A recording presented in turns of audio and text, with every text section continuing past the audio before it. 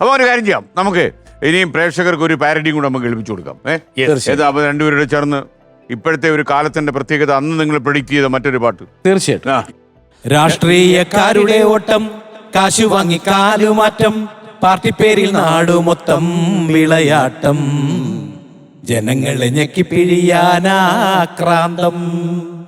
രാഷ്ട്രീയക്കാരുടെ ഓട്ടം, കാശു വാങ്ങി കാലുമാറ്റം, പാർട്ടി പേരിൽ നാടു മൊത്തം വിളയാട്ടം, ജനങ്ങളെ ഞെക്കി പിഴിയാനാക്രാന്തം. അബ്കാരി പിച്ചതരും പച്ചനോട്ടു വാങ്ങിയവർ, അബ്കാരി പിച്ചതരും പച്ചനോട്ടു വാങ്ങിയവർ, ഇഞ്ചി നിന്ന കൊരങ്ങനെ പോൽ 5 കൊല്ലം ഭരിച്ചിടുന്നു. അബ്കാരി പിച്ചതരും പച്ചനോട്ടു വാങ്ങിയവർ, ഇഞ്ചി തിന്ന കൊരങ്ങനെ പോൽ 5 കൊല്ലം ഭരിച്ചിടുന്നു. തഞ്ചത്തിൽ വോട്ടു തേണ്ടി വീണ്ടും വീണ്ടും ഇവർ നാട്ടാരെ വെട്ടിലാക്കാൻ ഓടി വരുന്നു, വീണ്ടും ഓടി വരുന്നു. എനിക്ക് പഴയൊരു ഓർമ്മയുണ്ട് സാജന്റെ കാര്യത്തിൽ. അതായത് ഞാൻ ഏഷ്യാനെറ്റിലുള്ള സമയത്ത് കലാഭവൻ മണി മനോഹര ഒരു ഇന്റർവ്യൂ സാജൻ നടത്തിയിട്ടുണ്ട്. ഉത്സവമണി എന്നായിരുന്നു എന്റെ പേര്.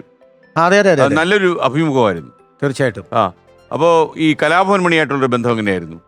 ഞാൻ അദ്ദേഹത്തിന്റെ സിനിമകളിൽ കുറച്ച് 3-4 പടത്തിൽ അഭിനയിച്ചിട്ടുണ്ട്. അദ്ദേഹത്തിന്റെ കൂടെ കുറെ പ്രോഗ്രാം ഞാൻ ചെയ്തിട്ടുണ്ട്. അദ്ദേഹത്തിന് മിമിക്രിക്കാരോടും ഒക്കെ വലിയ താല്പര്യമായിരുന്നു. എല്ലാവരോടും എല്ലാ കാര്യം ഇല്ലായ്മയും വല്ലായ്മയും ഒക്കെ അനുഭവിച്ചു വളർന്നേക്കണ കൊണ്ട് അത്തരം കഷ്ടപ്പാടുകൾ ആർക്കാണ് എന്താണെന്ന് മനസ്സിലാക്കാൻ കഴിവും കരുത്തുള്ള ഒരാളായിരുന്നു അദ്ദേഹം. പിന്നെ അദ്ദേഹത്തിന്റെ വളർച്ച എന്ന് പറഞ്ഞാൽ ദ്രുതഗതിയിലുള്ള ഒരു വളർച്ച. കാര്യം ഏത് സ്ഥലത്ത് ഏത് സ്ഥലത്ത് നിന്നിറങ്ങിയാൽ, ഇപ്പൊ ശ്രീലങ്കയാണെങ്കിലും തമിഴ്നാട്ടിലാണെങ്കിലും അവിടെയൊക്കെ കയറി ചെല്ലാൻ പറ്റുന്ന ഒരു ഹിറ്റ് സിനിമകൾ തമിഴ്നാട്ടിലുണ്ടെങ്കിൽ അതിനകത്തൊക്കെ ഈ താരങ്ങളുടെ ഒപ്പം മണിയും പങ്കെടുത്തിട്ടുണ്ട്. പിന്നെ പാട്ട് പാടുക, ഇളക്കി മറിക്കുക, അങ്ങനെ ഇതര കലകളിലൊക്കെ ഈ ആള് ചെറിയ മിമിക്രിയിൽ നിന്ന് റിയൽ പെർഫോമർ ആയിരുന്നു. തീർച്ചയായിട്ടും. ഞാൻ ശരിക്കും മണിയെക്കുറിച്ചുള്ള ഓർമ്മകളിൽ അദ്ദേഹത്തിന്റെ ആദ്യത്തെ തൂശുമ കൂന്താരോ എന്ന് പറഞ്ഞിട്ട് കാസറ്റാണ് ആദ്യം ഉണ്ടാവുക. അത് തൊട്ട് അദ്ദേഹത്തിന്റെ 6 വർക്കുകൾ ഞങ്ങൾ ഒരുമിച്ച് ചെയ്തിട്ടുണ്ട്. ആ വർക്കുകൾ പിന്നെ അതിനുശേഷം അദ്ദേഹത്തിന്റെ സിനിമകളിൽ പാടാനുള്ള അവസരം ഉണ്ടായിട്ടുണ്ട്. അത് അദ്ദേഹം മ്യൂസിക് ചെയ്തൊരു സിനിമ ഉണ്ടായിരുന്നു, 10ാം ക്ലാസ് ഗുസ്തി എന്ന് പറഞ്ഞിട്ട്, MLA മണി 10ാം ക്ലാസ് ഗുസ്തി. അതിനകത്ത് പാട്ട് പാടും, 2 പാട്ട് അദ്ദേഹത്തിന്റെ മ്യൂസിക്കിൽ എനിക്ക് പാടാൻ പറ്റിയിട്ടുണ്ട്. അപ്പൊ അങ്ങനെ അദ്ദേഹത്തിന്റെ ഒപ്പം കാസറ്റുകളിൽ, അദ്ദേഹത്തിന്റെ ഹിറ്റ് കാസറ്റുകളിലൊക്കെ ഞാൻ ഉണ്ടായിട്ടുണ്ട്. നിക്കടമണി നടക്കോടോ പടക്കോട്ടായാലും അതുപോലുള്ള അതിനകത്തൊക്കെയാണ് ഈ കണ്ണിമാങ്ങിയും പരിപാടിയൊക്കെയാണ്. നമ്മൾ എന്ത് ചെയ്താലും നമുക്ക് ചെയ്യുന്ന ഒരു സാധനമാണെങ്കിൽ അത് ഹിറ്റാണെങ്കിൽ ചിലവർ കയറി ചെയ്ത് കളയും.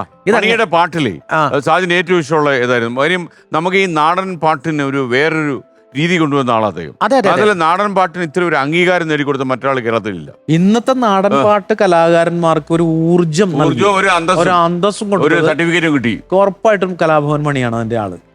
അതില് അദ്ദേഹത്തിന് പെട്ടെന്ന് ഓർക്കാൻ നമുക്ക് നല്ലത്, ആരോരുമാകാത്ത കാലത്ത് ഞാനന്ന് ഓട്ടി നടന്ന വണ്ടി, എന്റെ കുടുംബത്തിൽ പട്ടിണി മാറ്റിയ ദൈവമാണോട്ടോ വണ്ടി. ആരോരുമാകാത്ത കാലത്ത് ഞാനന്ന് ഓട്ടി നടന്ന വണ്ടി, എന്റെ കുടുംബത്തിൽ പട്ടിണി മാറ്റിയ ദൈവമാണോട്ടോ വണ്ടി. 100ന്റെ നോട്ടിന് രാപ്പകലില്ലാതെ നെട്ടോട്ടമോടിടുമ്പോൾ കിക്കർ വലിച്ചെന്റെ കൈയും നടുവും തളർത്തിയൊരോട്ടോ വണ്ടി. 100ന്റെ നോട്ടിന് രാപ്പകലില്ലാതെ നെട്ടോട്ടമോടിടുമ്പോൾ കിക്കർ വലിച്ചെന്റെ കൈയും നടുവും തളർത്തിയൊരോട്ടോ വണ്ടി. 100ന്റെ നോട്ടിന് രാപ്പകലില്ലാതെ നെട്ടോട്ടമോടിടുമ്പോൾ കിക്കർ വലിച്ചെന്റെ കൈയും നടുവും തളർത്തിയൊരോട്ടോ വണ്ടി. പാലാപ്പള്ളി തിരുപ്പള്ളി പുകളേറ് അങ്ങനെ പോയി ഇപ്പോഴത്തെ ട്രെൻഡിൽ അതേ ആ ട്രാക്ക് ഇട്ടിട്ട് ആ വഴിക്ക് തന്നെ ഇത് കടന്നു പോകും. പിന്നെയും നമുക്ക് തിരിച്ചു വരാം.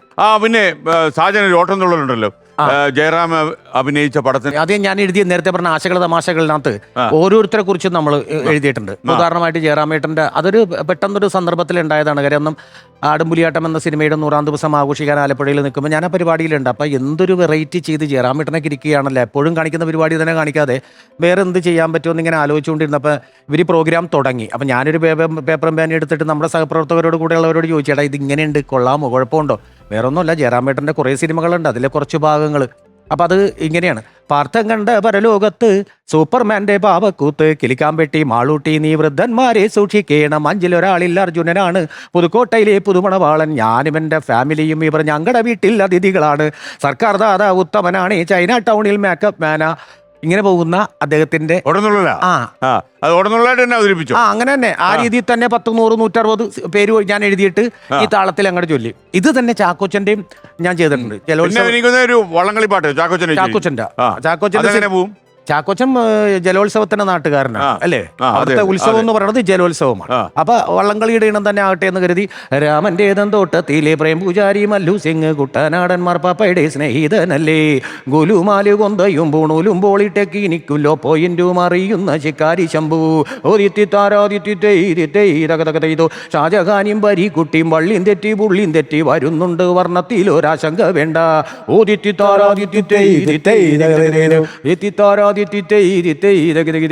മേക്കപ്പന്റെ കസിൻ സമ്പുത്തൂരം പുത്രി ഉണ്ണിയാർച്ച എൽസം എന്നാൻ കുട്ടിയുമായി ട്രാഫിക്കിൽ പെട്ടു.